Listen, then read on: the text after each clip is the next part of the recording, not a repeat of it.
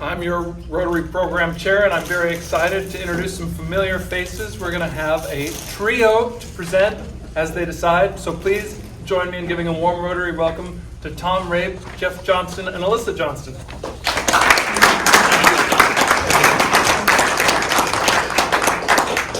Did I just hear Don say that they travel 100 miles to make a Rotary makeup meeting? Is that what I heard him say? Yeah.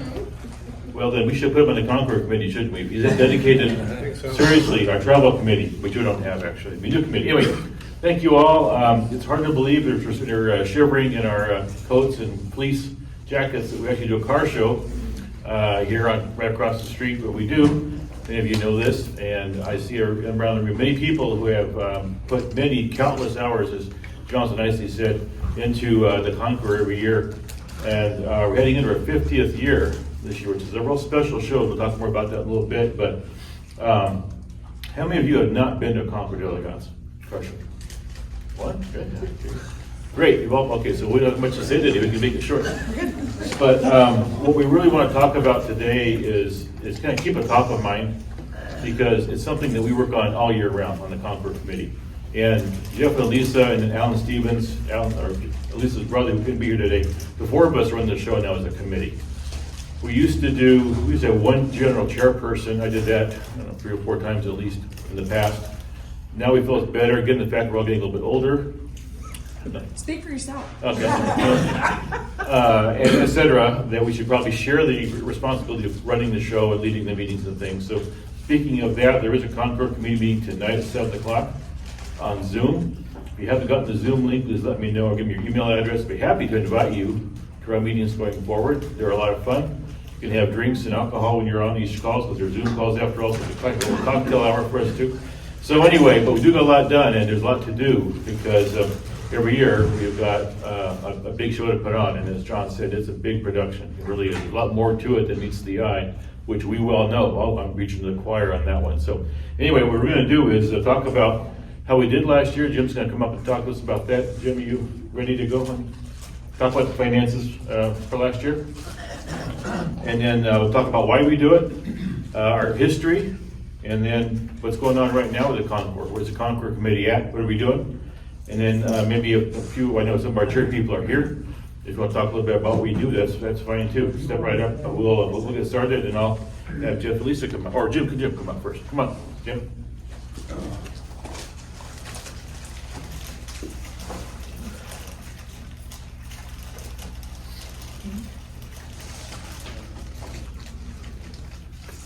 Well, last year was a good year.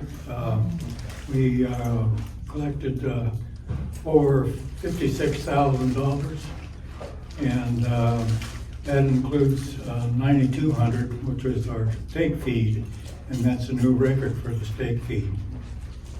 Okay. Great, Jim. Thank you. So that is, as you can tell, every year that's one of our banner years. That was what we netted to. We collected over $100,000 in total revenue. But as far as what we actually got to keep and put into our foundation is over $50,000, and it was a great year. So, you guys want to talk about the history? Sure. So this should be our 51st year. But we had that damn thing called COVID. Yeah, they kind of slowed us down. So, 51 years ago, my father, Alan Stevens, was the fundraising chairman, and he was tasked with coming up with fundraisers to be able for us to raise money and be able to give out into the community, make our spot a little brighter. Dad didn't like selling roses, didn't like selling chocolate, didn't like selling anything but real estate. Was really his favorite thing. Since that was out, he also had a huge passion for anything with an engine. Cars, planes, didn't matter. He was very ensconced in the car community, especially in Portland, and had lots of friends that were car owners of these beautiful classic cars. And he had been to several Concours d'Elegances and decided that that's what Forest Grove needed. 51 years later, we're still doing it. I'd like to think that he's somewhere really smiling that that crazy idea took hold and lasted all this time. I see some faces that were there at the beginning. I was younger then. I was 13 at the first Concours, so it's been a part of my life. I was a Concours kid, we have now raised 4 Concours kids, and we have 10 Concours grandkids that will all be part of the show. So it's, yeah, exactly. Future chair people, we're growing our own. But the light that it brings to this community and to all of us as Rotarians, we have something that we should be so proud of. For an event to last this long and to be a hallmark event in the car community is huge. When some of the winners of our Concours, some of these cars show up in some of the big shows around the country, like Pebble Beach, for us to go to Pebble Beach and see a car there that has won in our show, that's amazing. That's landmark, that's huge. So for our show to continue to be that type of event, we need all of you. We need this community to be able to step forward and keep it going and make it as amazing as it always has been. You want to talk to him? Not really. Lisa, I heard a rumor that you ended up in Nixon's swimming pool as your reward for being Concours chairman. I did, but I also have a picture of a half-naked Michael Hundley over there when he was also had that same dubious honor of being thrown in the Nixon's pool. I did bring a bunch of pictures from Concours. I think they're mostly in the 90s. Joyce Burbano was our historian. She took pictures every time. I mean, you could not get away from her without the camera being there. So all of our embarrassing moments for Concours were taken by her. So I brought some of these. I don't know how I wound up with all the storyboards, but yeah, she kept giving them to me. But take a trip down memory road and take a look.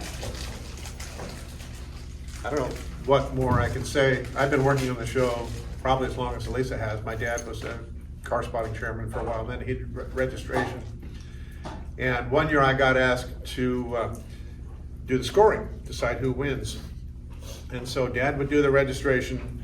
He'd bring me a spreadsheet about 3 days beforehand. I'd put everything in the computer and we'd get it done. And then A handwritten spreadsheet. handwritten. He used big spreadsheets. And after doing that for a few years, one day, I think it was in May or June, Dad showed up with a box and said, "Here you go. I'm going on vacation." And yeah, I think I've been doing this for 25 plus years now. It's hard to imagine. It's amazing how it's shaped our lives too. When we announced that we were engaged and going to get married, we said, "Oh, a July wedding." My dad was like, "Are you crazy? That's Concours." So we got married in August, so it was fine. We had a baby that was due in July. Are you crazy? No, you can't have that baby in July. Didn't have it. So it's amazing how it's become a part of our lives and our who we are. But I know that all of you have stories too that have been a part of this show for a long time. And we hope that there are other families that obviously take this up and keep carrying it forward, because it is important to our community and especially to our club. I will say I met my mother-in-law at the Concours, which is a great story, because how many of you have scooped ice cream at the Concours, worked food service? Yep. So one of my early jobs was also food service, and I was standing next to this amazing woman, and she was so funny. And we were laughing, and I was scooping ice cream, and I accidentally plopped one, and it slid out of the bowl and hit her, and she took strawberries and threw them at me, and all of a sudden it was a food fight. And this handsome man comes up and he says, "Oh, there are two of my favorite women." She turns around, looks at me and says, "So you're the hussy that's been keeping my boy out all night."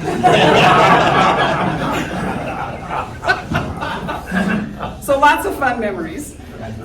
Okay. In fact, that's the first thing I did at the Concours in 1998. I was an ice cream scooper. I wish I had that job back, to be honest with you. Yeah. Now I'm chairman of the judging department, which is easily the lowest stress job in the Concours. Not. But what I do is I recruit the judges, I select them, I assign them to classes, I make sure we have the right judges on the right classes, and that gets to be tricky because not all judges can judge every car that rolls, so you have to make sure you got the right people matched up. I've been doing that now about 10 years, I guess. I'm finally getting it down, I think, maybe. But anyway, it's a lot of fun. It definitely is. It's a lot of work, and but it ramps up during the year. So right now we meet once a month as a Concours committee. Starting in April, we start meeting twice a month. In June, we meet 4 times a month, or June and July. And then, so it is a lot of meeting, a lot of planning. And it's just, it's a pretty crazy time in the last couple of months of the planning year. But so what we do, and many of you know, we have Concours committees. We have, I don't know, How many of those? A lot. A lot. We probably have 20 committees, I'm guessing. I have in my hand, and Lucas, we were going to slide of those. If you just alt tab on the keyboard, Oh, cool. it should Mess pop it up. up. Fingers crossed. Look at that. How connected to it. So what we have here is all of our committees, and I have hard copies if you'd like one. They're right here in front of the. But all the people that are highlighted here have either told us that they don't want to continue going in the future or are unable to. And so if you are not on a committee, if you don't see your name on this spreadsheet, let us know, because we need you. As Lisa said, we need everybody we can, and then some. So you're welcome to bring friends, business associates, other club members with their clubs. We'll take Kiwanis, we'll take whatever you got to help us out. But we've all got our own portfolios here. Most of the chairmen of the committees are Rotarians, but you don't have to be to work at the show. So keep that in mind. So, but you can see we have car spotting. We have 2 openings there for people that will help with car spotting that Bryce does. That's a lot of fun. Here's Bryce. Yeah, hi Bryce. Thanks for coming. A lot of fun to do, isn't it? He said it was a lot of fun. It's a lot of fun. It is. I used to do it.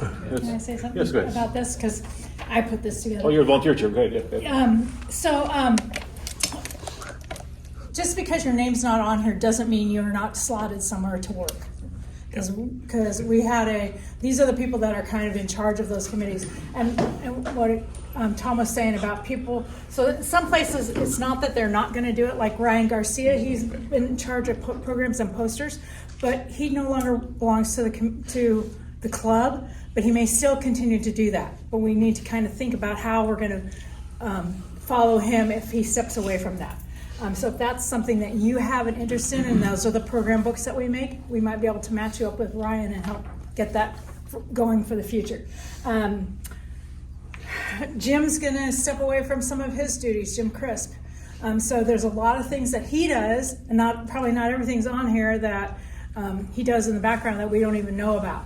So we got somebody that takes care of the porta potties, and he does that. He takes care of getting the waste management. He has the big signs and gets that organized to get out on the highways wherever you see them. Lots of little things. The other thing, one of the biggest things that we have is our fence that goes all the way around and keeps that all thing. So Carl and Tim Showerman have run that portion of it with Doug for many, many, many years. And Carl and Tim are gonna retire this year, or they've retired. Yeah, it's a lot of work, but it's not the hands-on doing the actual physical work, it's getting it done, right? I don't know, I seem awful tired. Anyway, so we're looking for people that can help step up and help with that. Doug takes care of getting all those high school kids over here to help put that fence up. Russ he's got it figured out for his truck to drag the fence around, and so, but there's a lot of work in that. We need really somebody that can step up and be that partner with Doug and Russ, and maybe we'll get these guys to give us a little feedback. But One more year. one more, so we got to have somebody this year that's gonna, and I don't think Tim's gonna do one more year. No, Tim's not doing another year. But if we get a couple more people to kind of step in and fill in that gap and stuff, that would be great. That's our biggest thing. And even though there's really not, I think Matt Hackett, I think there were car spotters that were there. This is we have 5 different areas. I think, Bruce, were you a car spotter? Yes, ma'am. That's what I was thinking, but I didn't want to plug in things. So last year we did I forget what it was called, a big scheduling. Online schedule. Online scheduling, and Yeah. so technically, or how I'm going to do it this year, I'm going to use the same program. If you don't want to be where you were last year, you need to tell me. Otherwise, I'm just going to send that all out and assume that unless you come back and tell me, no, I don't want to work in this slot, then that's your slot again. And because we didn't do food last year, our volunteer numbers, you didn't have to work 2 shifts. You didn't have to work all dang day. I mean, these guys do, and some people do, but you don't have to work all day, so, Janet, yes. if someone is not, is a new member and wants to plug in, can they contact Yep. you and then you'll Yep. help them figure a We'll place figure out, for- yep, and if you're a prior committee chair and you say, oh gosh, I need more people, you were the chair last year and I need more people at this time and less people at this time, you just have to tell me and we'll adjust that around and stuff, because as a volunteer, I don't want to be somewhere where I'm not needed. If I'm coming to work, I want to work. And so I don't want anybody to have to be standing around because there's not a spot for them. And if you had a job last year that you were assigned and you were surprised by it, or you didn't like that assignment, also talk to you. Yes, yes. One other thing I was going to mention to your point, Janice, is some of our, as you said, some of our committee chairs do need help. One of them is not even, you can't even see it on this page here, but our sponsorship chair is Tim Pearson, who's not here today. He's in Arizona with his mother-in-law helping out. But Tim, so the show does make good money. One of the main reasons for that is Tim. He sells sponsorships, and he's really good at it too. But he needs help in getting, in making him more effective. So if you like doing promotional sales, getting businesses to join up to be a sponsor, that's a huge job in this event, and it helps us make a lot of money. Plus, if it should happen to, did I say the word? No. Okay. No. If the weather is adverse that day, some of that money we can actually keep. So it's almost an insurance policy against adverse weather. So, which we've only had twice in the history of the show. So, well, anyway, if you're interested in helping Tim, let us know, or let Janet know as well, because he's been asking for help. And the people right now, their chairs are pretty busy in what they do. So the more people we get to help the chairs, the better off we are. Okay, any questions? How much money did we lose by not having food service, do you think? We made record money this past year, so apparently it didn't hurt us too bad, and it freed up volunteers. The problem with food service, as many of you know, well, I know Jeff Ferris is there, I see you can comment to that too, but a lot of times back in the past, we did food service, if we didn't use the food, but it was released to us out of the stores of Pacific or their caterer, we had to eat that money. And a couple years ago, Jeff, that was quite a bit of money, wasn't it? Like $5,000 or something we had to eat, literally? Well, I don't know if it was that much, Oh. but it's getting increasingly hard to work with the caterer, especially now that it's going up in Right. Okay, yeah. So, Right. I think in yes, 20 we ate a lot of it. In 2022, we lost about $2,500. Yeah, okay, that sounds right. On that. So On it's that a risky particular- thing too. There's risk involved in the food service. So we decided to get out of that business for a while. Let's see how that works. We freed up a lot of volunteers, and we did just as well. And there's plenty of places to eat here in town. So I think we did well doing that. So thank you for your question. So anyway, that's it. I wanted to, and if you're not sure, if you want to take a copy of this, I've got some extra copies up here. Take one with you. Give it to a friend. Give it to a relative. Anybody that can help us. Everybody. Yeah, perfect. Yeah, you can set that up. Okay, so we'll talk about the 2024 Concours. Our 50th year, and our theme is 50 years of elegance. Yeah, 50 years of elegance, I think. Well, we liked it at least the last meeting. So we're going to have some special things this year at the Concours. We have special classes. We're going to try and put together a class of past best in show winners or best in class winners. That'll be a little bit difficult to do. We understand that. We're going to hope for it because of the fact that some of these cars change hands after they've been here.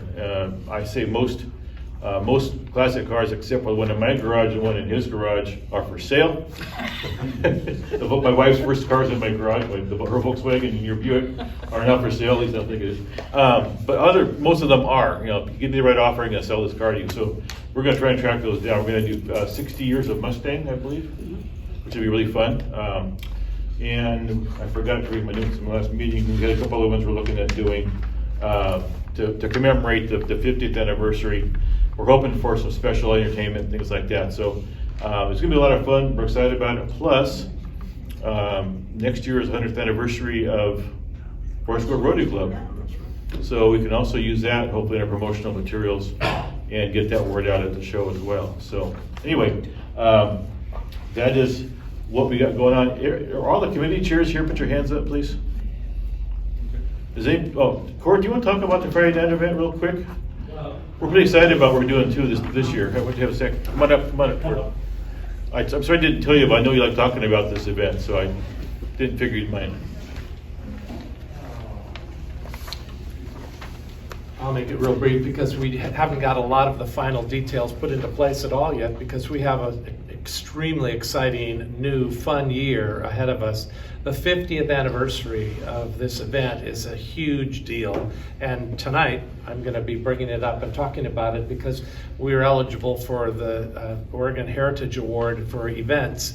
50 years of conducting an event and doing it successfully all that time. So it's an amazing time. We've had a concert we've been putting on for the last 2 years. It's been successful, not hugely financially successful, but successful.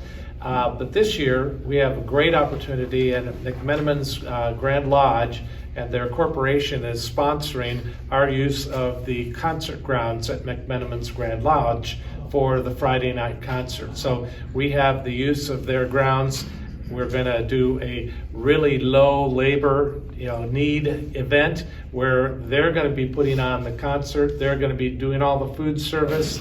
We're not going to have to do porta potties because they're already doing them. So there's a lot of new things involved with this year, but we are going to try and weave in some new things to take advantage of this 50th anniversary year. So hopefully we'll come up with some really great things to do on the campus grounds there of McMenamin's and really highlight Rotary and highlight the history that we've got and all the wonderful things that we can do to showcase Forest Grove to literally a national community. Thank you. Thank you, Court. The reason that we started that event a couple years ago now, is that we wanted to try and extend the Concours into a weekend event. It's better. People tend to come to town now and stay multiple nights, and so that's why we started the Friday night event. Of course, Saturday morning we have our tour. We used to call it lake tour, but it's our car tour, where we take about 50 of our Concours entrants on a tour of wine countries. We stop at a winery around as we're doing that, have lunch, and then we drive around and come back. And then, of course, Saturday night we have a dinner, evening of elegance that Lisa's been doing for some years. We have it at Pumpkin Ridge. It's a very nice event. It is indeed elegant. Food's great.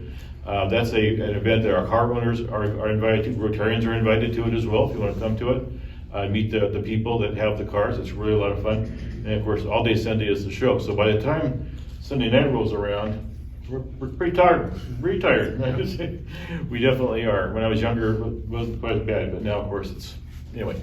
So we need help at all those events, and so we know you guys will pitch in what you have been, but we always need more people. So it's always great to get the word out if you can. And that's all we got for prepared remarks. Any questions? We just had a really good one, Amy. Well, when I was working the gate, I had a lot of people ask about I'm not sure what it was called, but the car corral, the place with the cars for sale specifically. The antique car. Used car lot. Well, we call it the antique car emporium, I thought, or something like Okay, that. is that Well- gonna be is that gonna be available anytime soon? It may not be. We didn't do it this past year. The Daybreak Rotary Club actually runs that event, and they weren't getting a lot of. I think we had 10 cars in it the last time we did it, and so last year the decision was not to do it, and because of the Daybreak Rotary Club wanted to focus on their coffee cart, which also makes money for us. So chances are we're not going to do it. If they want to do it, I'll leave it up to them. But then we may bring them back. But I'm not hearing that right now. Do you hear anything from Daybreak? No, we have a lot more buyers than we have sellers. Yeah, that's the thing. All right, And so would it be beneficial for someone to reach out to them? Because I would be offered to do that if they wanted to do that. To reach out to who? To the Daybreak Rotary to see if They've already said. they- Yeah. Oh, they've already said, Yeah. I see. actually, I think Tom Carlson might be at our meeting tonight too. Yeah, We- so we- we'll double check. Yeah, we will double check. We agree, when it was going strong, when there was 30, 40 cars, it was really cool. And I think they did a lot of business down there. But it takes up parking, it takes up room, and if they're not gonna have that many cars, then, we don't, kind of tailed off. We changed it this last year to parking, so if you wanted to park closer, because That's right. parking on the day of the show is crazy. Yeah. So you could park there and get admission for a set price, and we did end up making money with that. It was preferred parking, we called that? Preferred parking, Preferred yeah. parking, yeah, so that's a great point, thank you, Lisa. Any more questions, Greg? Can you just review what all the proceeds, how they're Oh, yeah, distributed? okay. Let's talk about that, thank you. So over the last 50 years, the Concours has developed about $1.3 million, is that the number, in revenue over the years, and that has been donated. Pacific University scholarships, half of it goes to Pacific for, Scotland, was it half of it? No, or 40%? I think it's 40%. 40% of it goes to Pacific for scholarships. The rest of it, we distribute out to various charities in town, cheerleading squads, the dance club, I mean, you name it, there must be Scholarships to high schools. scholarships to high school, it goes all over the community. So in years when we have adverse weather, we actually have a kind of a rainy day fund so we can continue to make those donations even if the show doesn't happen. So it's very important to us to continue that relationship. We also funded an endowed scholarship at Pacific University 5 years ago, I believe it was that one? That we have every year for the students. So it goes everywhere, basically. And it's probably 30 or 40 different locations where we send the money out to. So. Follow up what you just said, has a reserve fund been fully funded again? Jim? Oh, is our rainy day fund full? Do you know? It is. It is? Okay. Yep, Okay. 55,000 Okay. and a 5% CD impact. So that way we don't have to buy event insurance. We never have done, I don't think. It's expensive to do that, so we kind of self-fund it ourselves. It just works really a lot better. Anybody else? Okay, we're only 9 months away, so get ready. All right, thank you.